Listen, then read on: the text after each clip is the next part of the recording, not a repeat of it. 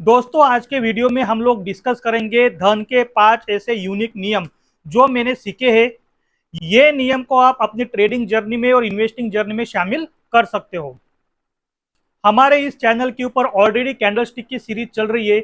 अगर वो कैंडलस्टिक की सीरीज आपने नहीं देखी है तो आप कैंडलस्टिक की सीरीज देखिए, और वो कैंडलस्टिक की सीरीज हम लोग कंटिन्यू रखेंगे। लेकिन ये धन के 5 नियम आपको बताना सख्त जरूरी है ताकि आपकी ट्रेडिंग की जर्नी और इन्वेस्टिंग की जर्नी काफी आसान हो सके। तो चलिए शुरू करते हैं हम लोग धन के ऐसे 5 नियम जो यूनिक है। और इन नियमों को खाली हमको समझना नहीं, हमको इनको हमारी लाइफ में इंप्लीमेंट भी करना है। देखते हैं हम लोग वन बाय वन। धन के 5 नियम, उनमें से पहला नियम हम लोग डिस्कस करते हैं कि फर्स्ट नियम क्या कहता है। Rule number 1, save first spend later. Save first spend later, इसका मतलब क्या होता है? इसका सिंपल मतलब होता है सबसे पहले हमको सेविंग करनी होती है, बाद में हमको स्पेंडिंग करनी होती है। ये नियम काफी सिंपल है, लेकिन इसको लोग अलग तरीके से यूज करते हैं। अलग तरीके से कैसे यूज करते हैं? जैसे कि रियल लाइफ में होता क्या है, जो भी हमारी इनकम होती है, जो भी हमारी इनकम होती है, वो इनकम में से सबसे पहले हम लोग स्पेंड करते हैं, और जो भी पैसा हमारा बच जाता है फिर हम लोग किसके बारे में सोचते हैं? सेविंग के बारे में सोचते हैं। स्पेंडिंग करने के बाद हम लोग सेविंग के बारे में सोचते हैं। इसका मतलब क्या हुआ? हम लोग स्पेंडिंग को प्रायोरिटी सबसे पहले देते हैं, हम लोग सेविंग को प्रायोरिटी बाद में देते हैं। तो ये जो साइकोलॉजी हमारी कि सबसे पहले स्पेंड करने का उसके बाद सेविंग करने की, ये साइकोलॉजी हमारी रॉन्ग है। हमारी साइकोलॉजी क्या होनी चाहिए? जो भी हमारी इनकम है, इनकम में से सबसे पहले हम लोग क्या करेंगे? सेविंग करेंगे, और जो कुछ अमाउंट सेविंग करने के बाद बचेगा उसकी हम लोग क्या करेंगे? उस अमाउंट को हम लोग स्पेंड करेंगे। तो ये फॉर्मूला, एक सिंपल स्टेटमेंट आपको ध्यान में रखना है। सबसे पहले हमारी कुछ इनकम होगी XYZ, उससे हम लोग सबसे पहले सेविंग करेंगे, उसके बाद फिर हम लोग क्या करेंगे? स्पेंडिंग करेंगे। तो ये नियम ऐसे काम करता है, सेव फर्स्ट स्पेंड लेटर। तो आप पूछोगे कि सेविंग कितनी होनी चाहिए?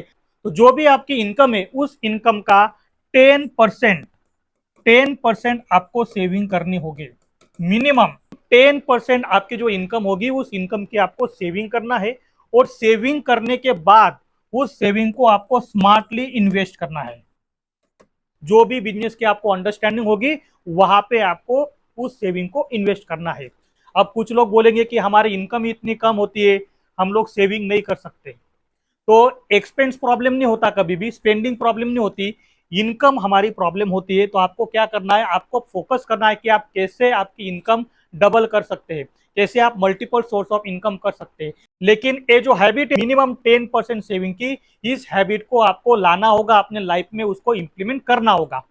चाहे आपकी इनकम कम हो या चाहे आपकी इनकम ज्यादा हो, मिनिमम आप 10% सेविंग कर सकते हो। रूल नंबर 2 हम लोग डिस्कस करते हैं। देखिए रूल नंबर 2 क्या है?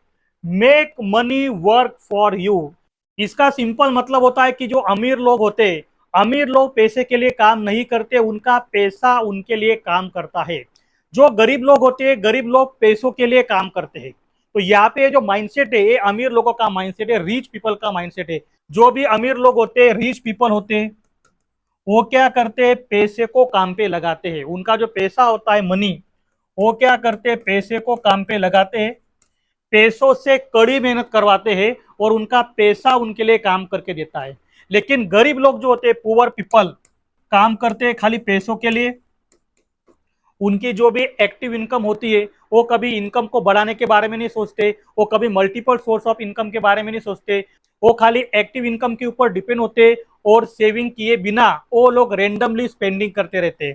तो डिफरेंस यही होता है, जो अमीर लोग होते उनका पैसा ही उनको पैसा कमा के देता है, लेकिन जो गरीब लोग होते और गरीब लोग पैसे के लिए काम करते हैं, मतलब वो पूरी लाइफ खाली एक्टिव इनकम के ऊपर जीते हैं। धन का रूल नंबर 3 क्या कहता है? Take expert advice. इसका क्या मतलब हुआ? जो भी आपने सेविंग की है, जैसा कि मैंने आपको बताया कि मिनिमम आपकी इनकम का 10% आपको सेविंग करना है। जो भी आपने सेविंग की है उस सेविंग को आपको स्मार्टली इन्वेस्ट करना है। मतलब आपको ऐसे बिजनेस के अंदर इन्वेस्टमेंट नहीं करना है जिसके आपको समझ नहीं होगी। जैसे कि आपको स्टॉक मार्केट के अंदर इन्वेस्ट करना है तो स्टॉक मार्केट के अंदर दो तरीके होते हैं, या तो आप डायरेक्ट किसी स्टॉक के अंदर एनालिसिस करके इन्वेस्ट कर सकते हो, या फिर अगर आपको कोई स्टॉक के बारे में नॉलेज नहीं है, आपकी खुद की रिसर्च नहीं है, तो आप म्यूचुअल फंड के थ्रू भी जा सकते हो। म्यूचुअल फंड के अंदर एक फंड मैनेजर होता है जो आपके पैसों को उसके बिहाफ पे, उसके नॉलेज पे मैनेज करता है। तो जब भी आप कोई बिजनेस के अंदर इन्वेस्ट करते हो तो वहां पे जो एक्सपर्ट होगा, उस फील्ड का जो एक्सपर्ट होगा, उसकी एडवाइस लेना सख्त जरूरी होता है। आपको डायरेक्टली किसी के ऊपर ब्लाइंड ट्रस्ट नहीं करना है और किसी की रेंडमली एडवाइस के ऊपर आपको आपका हार्ड अर्न मनी इन्वेस्ट नहीं करना होता है। तो ध्यान रखिए, आपको हमेशा एक्सपर्ट जो लोग होंगे उस पर्टिकुलर फील्ड में, उसकी एडवाइस आपको लेनी है। आपका कोई फाइनेंशियल एडवाइजर होना चाहिए, उसके बेसिस पे ही आपको पैसे को इन्वेस्ट करना है। धन का रूल नंबर 4, जिसके ऊपर वॉरेन बफेट ने कुछ अपने विचारधारा शेयर की है। वॉरेन बफेट का कहना क्या है? Avoid what you don't understand. Warren Buffett का इसमें कहना क्या है? अगर ऐसा बिजनेस जिसके आपको बिल्कुल भी समझ नहीं है, उस बिजनेस से आपको दूर रहना है, उस बिजनेस के अंदर आपको इन्वेस्ट नहीं करना है। अगर आप ऐसे बिजनेस में इन्वेस्टमेंट करते हो तो आप वहां पे गैम्बलिंग करते हो, क्योंकि वहां पे आपकी कोई समझदारी नहीं होती। वॉरेन बफेट को टेक्नोलॉजी कंपनी की इतनी ज्यादा समझ नहीं थी, तो उन्होंने अपनी अर्ली एज में कभी टेक्नोलॉजी कंपनी के अंदर इन्वेस्टमेंट नहीं किया, क्योंकि उन्होंने बहुत बार बताया है अपने इंटरव्यू में कि मुझे टेक्नोलॉजी कंपनी की समझ नहीं थी, इसलिए मैं टेक्नोलॉजी कंपनी से दूर रहता हूँ। तो उनको जो भी कंपनी की समझ थी, वही कंपनी के अंदर वॉरेन बफेट ने इन्वेस्ट किया है और $90 बिलियन उन्होंने स्टॉक मार्केट से बनाए हैं।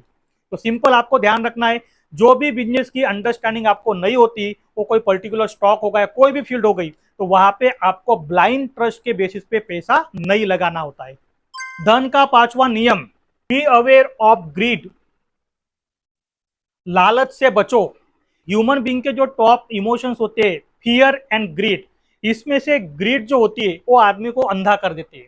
इंस्टाग्राम पे आप रेंडमली रील्स देखते हो कि ऑप्शन ट्रेडिंग में इतना पैसा बनाया, ऑप्शन ट्रेडिंग में एक दिन में लाखों पैसा बनता है, तो ये क्या शो कर रहा है? आपकी ग्रीड शो कर रही है। ऑप्शन ट्रेडिंग, बहुत सारे बिगिनर्स ऑप्शन ट्रेडिंग भी करते हैं, उनको राइट तरीके से स्ट्राइक प्राइस का भी सिलेक्शन पता नहीं होता है, उनको ये भी पता नहीं होता है कौन से इंडेक्स की एक्सपायरी कहाँ पे है।